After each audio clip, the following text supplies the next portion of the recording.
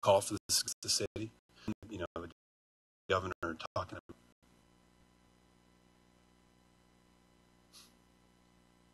Are you considering outsourcing any functions as a way of saving money? To me, these last two questions go hand in hand. Yes, I am considering it. We should all be considering it. We should be looking at the work we do, thinking about how to do it most effectively. Do we do it with our own people? Is it something that we can hire as a commodity or as a contract service that actually would be cheaper to do it? And we're doing this all over. Our mowing along the right-of-way. Some districts are hiring contract mowing. Some are not. For some districts, it's working very well to do it with their own forces. Others need those forces doing something else. They've gone contract mowing. That's what we need to do. And so am I thinking about it? Sure. We all should be thinking about it. And it's not the kind of thing that, I do not make decisions about these kinds of stuff without lots of thought and lots of thinking and lots of looking at numbers and pluses and minuses and involving the people that are affected by it, because that's how we need to do this stuff. But yeah, outsourcing, absolutely. And we should look hiring more people to do the things that we can do and freeing up FTs to do that. So, yes.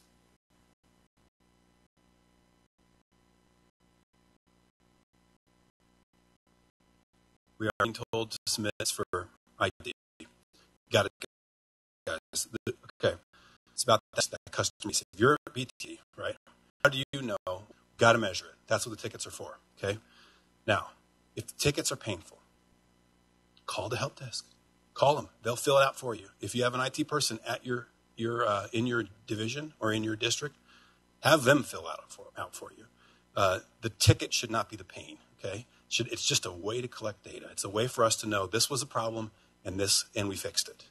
And without that, we do not know how to allocate resources. We don't know how our customers are being served. We've got to do the tickets. But it shouldn't be hard. Pick up the phone. Call the help desk. They'll fill it out for you. Okay? It's that simple. If they're not, call me, and I'll tell them to fill them out for you. They got to fill it out. It should be easy. This should not be the pain point. And I know maybe you used to just yell over the cubicle wall. Well, guys, we've got to know whether we're getting service and how to allocate our people and our time. And that's how we're going to do it, is by the help desk tickets. So help us out here. Fill them out.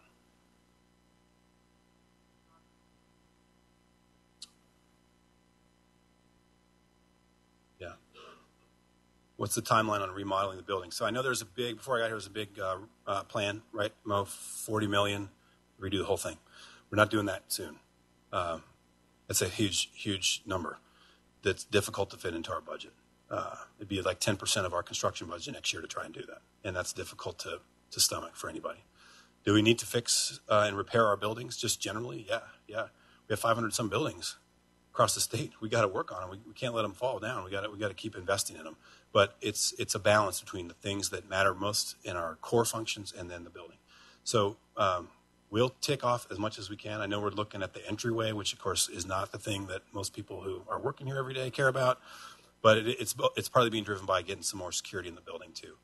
And then there are a couple divisions we've talked about allowing as part of the budget. We've worked into the budget some remodeling pieces, but it's got to be incremental. We cannot bite off 40 million, at least not in this budget, with the discussions around the state of revenue concerns. So I hear you. We need to keep going, but the answer is probably not yes anytime soon.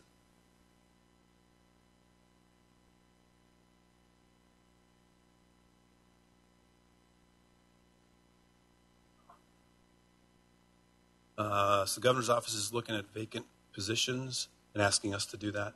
Yeah, again, have a need now because we have a vacant position. We also have opportunity to evaluate whether or not we have our resources and our positions allocated in a way that make us best able to do our work. We should always continuously evaluate those things. And so, I don't think we need to hear from the governor to do that. To do that, I think it's smart business. That's how we do it. And so, yeah, we should be looking at those positions and making sure that, we're not looking to eliminate a bunch of vacant positions, but we should be smart about how we allocate them. And so, yeah, we are looking at it.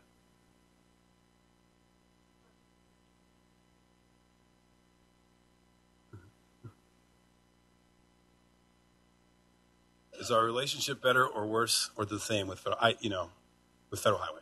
I hope it's better. I think our team is working very, very hard to better this relationship. They are working hard. Federal Highway is working hard. This is a critical thing for us, is to be able to partner with our partners and our regulators to deliver projects. And I'm working hard at it. We're working hard at it. We got to be good friends and good partners. And I don't know if it's any better. I'm certainly trying. So you'd have to ask them. In the room, are there any? We've been asking Jenny's man question. Eric, question. I'd like to go back to the balance of home and work life. Question was yes, yeah. My question is, can think on talk about it or just Sure. So back to you, and talking about it, director, is not going to solve my problem. So what should I do about it? I think as supervisors, as leaders of the department, we need to recognize this is an important thing for people. It's one of the reasons that they work here many times, and find ways to make sure that the duties that they have aren't so much that they can't have that balance. And sometimes high performers, you volunteer and then you just get more and you just get more. And at some point you got to take control of it and have that conversation with your supervisor about what's the right level of commitment for me on my workload. Where can I get help? Where can the team be a better resource? And so you can have that time. So it starts with a conversation, but you got to decide, like, how do we make this easier for people? And but I encourage, if it's an issue that you face as an employee at Department of Roads, you got to talk about it. You got to speak it up, because if you don't, it's not going to change. And so bring it up with your supervisor. Have the conversation. We have to value this. And if you have employees who aren't recognizing how burned out they're getting, then you need to step in too. You need to step in. So employees, and ask questions of your people. Make sure that this work-life balance piece is there. So, and go home. It'll be here tomorrow. 5:30. Go home. Whatever time you get up, go home. This job, our jobs, can be 24/7 if you want them to be. Okay, I'm looking around the room. Most of you could work 24/7 and not get there. Okay, I could. You got to go home and come back to it tomorrow. You'll be healthier for it. You'll be refreshed, and you'll be better at your job. So, got to meet deadlines and all that stuff, but work with your team and get there. Better, Eric? That means no. Other questions from the audience in the room here? Thank you for asking the question, Eric. Good job. Yes, Jenny.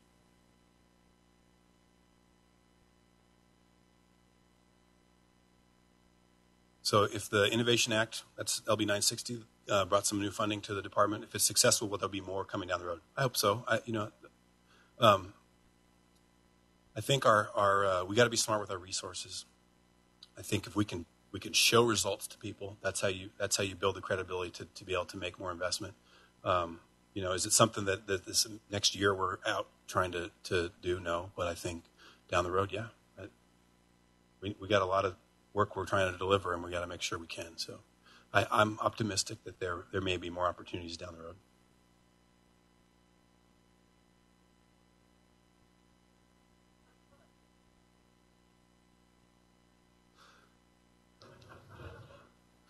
Who is your favorite NDR employee? I suspect that Mo asked this question. Mo, did you ask this question? I love NDR. I don't have a favorite employee.